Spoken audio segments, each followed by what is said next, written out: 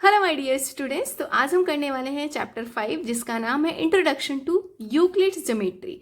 Geometry को हम पढ़ने वाले हैं किसके अकॉर्डिंग? यूक्लिड्स के अकॉर्डिंग। अब ये यूक्लिड्स कौन थे? ये एक टीचर थे मैथमेटिक्स के। कहाँ पे? अलेक्जेंड्रिया इजिप्ट के टीचर रहे हैं। किस चीज़ के? मैथमेटिक्स के, राइट। सबसे बड़ी बात है, पहले हम समझेंगे ज्योमेट्री क्या होता है। ज्योमेट्री देखो वो चीज़ होती है, ज्योमेट्री एक ब्रांच है जो हमें हेल्प करती है कोई भी चीज़ की शेप को, साइज को, पोजीशन को, एंगल्स को, डायमेंशन को स्टडी करने में। जैसे ये बुक है तो बुक की शेप क्या है, उसके डायमेंशंस क्या है, उसके साइजेस क्या है, उसकी पोजीशन क्या है, उसको अगर स्टडी करना होगा सो हम ज्योमेट्री की हेल्प लेंगे। सो सिंपल सी definition, geometry is a branch of mathematics that studies the sizes, shapes, position, angles and dimension of the things, right. So ये हुई ज्योमेट्री की। अभी हमें तो पता चल गया ज्योमेट्री ये करता है, लेकिन यूक्लिड्स के अकॉर्डिंग ज्योमेट्री क्या है? तो यूक्लिड ने दो चीजें दी थी, एक तो एक्सियोम और दूसरा पोस्टुलेट। अब ये एक्सियोम क्या होता है और पोस्टुलेट क्या होता है उसके बारे में हम स्टडी करेंगे। देखो, एक्सियोम का मतलब होता है यूनिवर्सल ट्रूथ, जो चीजें सही ही हैं। जैसे हमारी अर्थ जो है सन का चक्कर लगाती है तो वो यूनिवर्सल ट्रुथ है, उसको हम डिनाई नहीं कर सकते हम कि ऐसा हम बोल दे कि नहीं नहीं सन अर्थ का चक्कर लगाता है, तो ऐसा नहीं है, ठीक है। तो यूनिवर्सल ट्रुथ का मतलब कि बिल्कुल ट्रू है। रूल्स और principle that most people believe to be true and these are applicable throughout the mathematics. So axiom जो है वो पूरे मैथमेटिक्स में, चाहे वो अलजेब्रा हो, अर्थमेटिक हो या फिर ज्योमेट्री हो, उन सब में एप्लीकेबल होगा एक्सियोम, ठीक है। So that is a universal truth. But अगर हम बात करें जो उन्होंने सेकेंड चीज दिया है पोस्टुलेट्स की, तो इसको हम अज्यूम कर सकते हैं, क्लेम कर सकते हैं कि हाँ हाँ ठीक है ये सही हो सकता है, और जो सिर्फ स्पेसिफिक है to the geometry, not throughout the mathematics. ये सिर्फ और सिर्फ ज्योमेट्री के लिए ही एप्लीकेबल है। क्या चीज? पोस्टुलेट्स, ठीक है।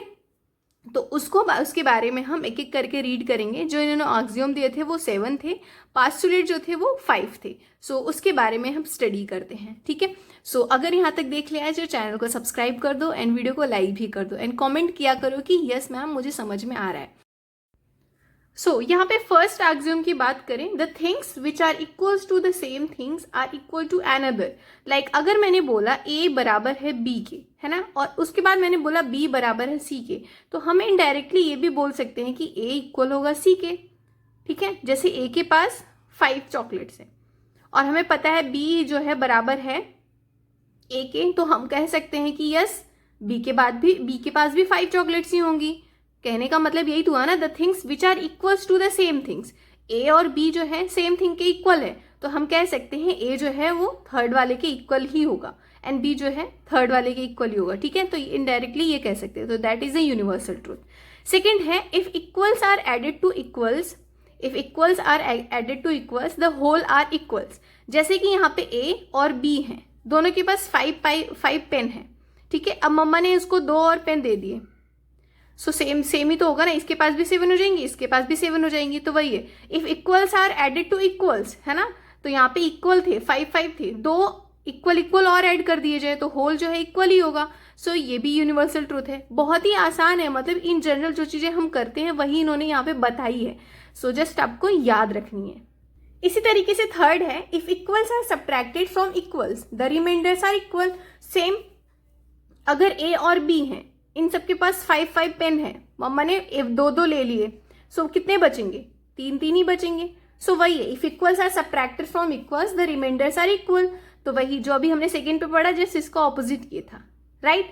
4 है, the things which coincide with one another are equals to one another. देखो, कोइंसाइड का मतलब होता है ओवरलैप करना है। जैसे मैंने बोला ए और बी की लेंथ इतना है, और मैंने ही बोला यहाँ पे एक और लेंथ है जो कि जिसका नाम है पी क्यू, और ए बी की अगर 5 थी, हमें पी क्यू की नहीं बताई, हमें बस ये बताया गया कि ए बी 5 सेंटीमीटर है और उसके ऊपर से एक लाइन जा रही है पी क्यू जो कि ए बी की जस्ट ऊपर ही है। तो हम कह सकते हैं पी क्यू जो है, पी क्यू की लेंथ भी 5 सेंटीमीटर ही होगी, ठीक है। सो वही, the things which coincide with one and other are equal to one and other, right. Coincide का मतलब उसके ऊपर से जा रही है, तो हमें पी क्यू की लेंथ बताई नहीं गई थी, हमने जान ली क्योंकि उसके ऊपर से ही जा रही है और उतनी ही है। तो जब ए बी की 5 सेंटीमीटर हो तो पी क्यू की भी 5 सेंटीमीटर ही होगी, राइट। 4 जो है यहाँ पे, the whole is greater than the part. जैसे कि यहाँ पे एक आपके पास पिज्जा ले लो, ठीक है। पिज़्ज़ा में से अगर आपने कोई सा भी पार्ट ले लिया तो जो होल बचा है वो तो बड़ा ही होगा ना, आपने सिर्फ इतना पार्ट लिया, बड़ा वाला पार्ट तो यही whole, the whole is greater than the part. आपने कितना भी छोटा पार्ट ले लिया, कितना भी पार्ट ले लिया तो हमेशा बड़ा ही रहेगा जो होल है, समझ गए? तो whole is always bigger than the part, right. 6 है things which are double of same things are equal to one another. देखो things which are double of the same things, जैसे मैंने बोला 2a बराबर है x के, और फिर मैंने बोला 2a बराबर है y के, तो हम बोल सकते हैं x बराबर होगा y के। Things which are double of the same things are equal to one another, तो यहाँ पे 2a जब x के बराबर था 2a ही y के बराबर है, तो हम बोल सकते हैं x के बराबर y होगा, ठीक है। अब एक और एग्जांपल ले लेते हैं यहाँ पे, जैसे मैंने बोला a की वैल्यू 5 है, तो 2a की कितनी हो जाएगी 5, तो मतलब x की वैल्यू क्या हो जाएगी हमारे पास 10 हो जाएगी, तो हम बोल सकते हैं y भी 10 ही होगा, ठीक है, क्योंकि a की वैल्यू अगर 5 है तो 5 इंटू 2 10 जो है x की वैल्यू है, तो x अगर बराबर है y की तो y की भी वैल्यू 10 ही होगी। So things which are double of the same things are equal to one another. तो आप जैसे जैसे पढ़ रहे होंगे आप सोच रहे होंगे कि ये सब चीज़ें तो हम इन जनरल लाइफ करते ही हैं। सो यस, इन जनरल ही होता है, बट आपको थोड़ा सा गौर करना है इनके हिसाब से, ठीक है। 7 है जो कि लास्ट है, things which are halves of the same things are equal to one another. अब देखो जैसे ये 6 था वैसे ही उसका 7 है कि अगर कोई चीज़ है हाफ, है ना, सेम थिंग्स की दो चीजें हाफ है तो इक्वल होगी एक दूसरे के। जैसे मैंने बोला a/2 बराबर है x के और a/2 बराबर है y के, तो हम इनडायरेक्टली बोल सकते हैं x बराबर होगा y के, राइट। समझ रहे हो ना, a/2 जो है x के बराबर है तो a/2 y के बराबर है, तो इनडायरेक्टली हम बोल सकते हैं x बराबर होगा y के, राइट। सो जैसे कि यहाँ पे a की वैल्यू अगर मैंने 4 लिख दी, a की वैल्यू अगर मैंने 4 लिखी तो 4 डिवाइड बाई 2 2, सो 2 जो है x की वैल्यू है तो हम बोलेंगे y बराबर भी 2 ही होगा, ठीक है। एक बार और समझ लो, दिख नहीं रहा था शायद। अगर a की वैल्यू 4 है तो 4 डिवाइड बाई 2 हमें मिलेगा 2, 2 किसकी वैल्यू आ गई x की, तो हमने y की बिना निकाले बता दी y भी 2 ही होगा, ठीक है। तो ये 7 ऑक्सियोम जो थे किसके द्वारा दिए गए थे, यूक्लिड्स के अकॉर्डिंग दिए गए थे, जो कि यूनिवर्सल ट्रूथ है, इसको हम डिनाई ही नहीं कर सकते, ठीक है। अब हम पोस्टुलेट पे चलते हैं। So here are the 5 postulates. तो इसका मतलब क्या है, हम इसको अज्यूम कर सकते हैं जो सिर्फ स्पेसिफिक है टू द ज्योमेट्री, ठीक है। फर्स्ट है ए स्ट्रेट लाइन में be drawn from any one point two any other, ठीक है। अगर आपको कोई लाइन ड्रॉ करनी है सो एक पॉइंट से शुरू करोगे P से Q तक, ठीक है। स्ट्रेट लाइन में be drawn from any one point two another, तो यही चीज हमने यहाँ पे बताई, P से जो है Q तक एक लाइन, हमें 2 पॉइंट की जरूरत ही पड़ेगी लाइन को ड्रॉ करने के लिए, ठीक है। अगर सिंगल पॉइंट है तो यहाँ से अनगिनत लाइन जा सकती है, ये आपने पढ़ा होगा, ठीक है। कितनी भी लाइन आप एक पॉइंट से ले जा सकते हो, लेकिन अगर आपको सिर्फ एक लाइन ड्रॉ करनी है तो आपको 2 पॉइंट की जरूरत पड़ेगी। तो स्ट्रेट लाइन में भी drawn from any one point two any other, ठीक है। सो ये ज्योमेट्री में ही सिर्फ पॉसिबल। सेकेंड है a terminated line can be produce indefinitely. Terminated का मतलब है जैसे मैंने यहाँ पे एक लाइन ड्रॉ करी, अब उसके बाद मैंने यहाँ पे टर्मिनेट किया, उसके बाद फिर तो आप कहीं तक भी ले जा सकते हो ना, उसके बाद कंटिन्यू कर दो। Terminated line can be produce indefinitely, कहीं तक भी लेके जा सकते हो। सो ये इनका सेकेंड पोस्टुलेट था, ठीक है। थर्ड है a circle can be drawn with any centre and any radius. Yes, हम सर्कल को कितने भी रेडियस में मतलब कि कहीं भी ड्रॉ कर सकते हैं। जैसे यहाँ पे एक सेंटर लिया तो इतना छोटा हो गया, अब इसके लिए आपको प्रोटेक्टर चाहिए होगा, कितना अगर आपने इतना रेडियस लिया तो छोटा सा बढ़ेगा, ये रेडियस हो गया इसका, और अगर आपने इतना रेडियस लिया उसके बाद ड्रॉ करोगे तो बड़ा सा सर्कल बन जाएगा। Circle can be drawn with any centre and any radius, yes we can draw, ठीक है। अब से क्वेश्चन 4 नहीं है, 4 जो पोस्टुलेट है, all right angles are equal to one and other.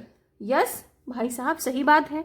आप एक राइट एंगल को चाहे इस तरीके से ड्रॉ करो, चाहे इस तरीके से ड्रॉ करो, चाहे इस तरीके से ड्रॉ करो, जो भी होगा, शायद ये बना नहीं, लेकिन सबकी जो डिग्री होगी वो 90 डिग्री ही तो होगी ना, इक्वल तो होंगे एक दूसरे, ये इसके इक्वल होगा, ये इसके इक्वल होगा, तो हम बोल सकते हैं all right angles are equal to one other. 5 postulate जो है, अब देखो ये थोड़ा सा बहुत बड़ा सा बना दिया, लेकिन मैं आपको शॉर्ट में बताऊंगी सो दैट अच्छे से समझ में आ जाए। पहले हम इसको पढ़ के समझ लेते हैं ये कह क्या रहे हैं। If a straight line falling on 2 straight lines make the interior angles one the same side, है ना।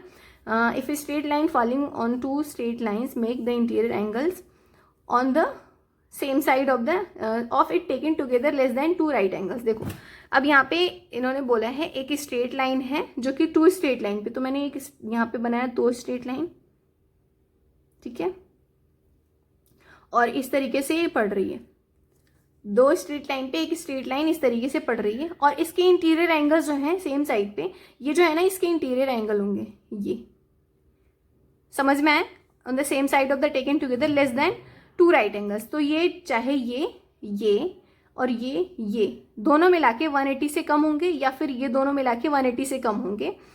Then the 2 straight lines if produce indefinitely meet on that side of the which the sum of the angles is less than 2 right angles. So कहने का मतलब है अगर इस side वाले दोनों मिला के 180 डिग्री से कम हो रहे हैं, तो इधर वाली लाइन अगर आप इनडेफिनेटली लाइन खींचते जाओगे तो ये कहीं ना कहीं जाके मीट करेंगी, ठीक है। अगर इधर वाले 180 डिग्री से कम है दोनों मिला के, अगर इधर वाले 180 से कम है तो इधर आप इनडेफिनेटली खींचते जाओगे तो कहीं ना कहीं जाके ये दोनों लाइन मीट करेंगी।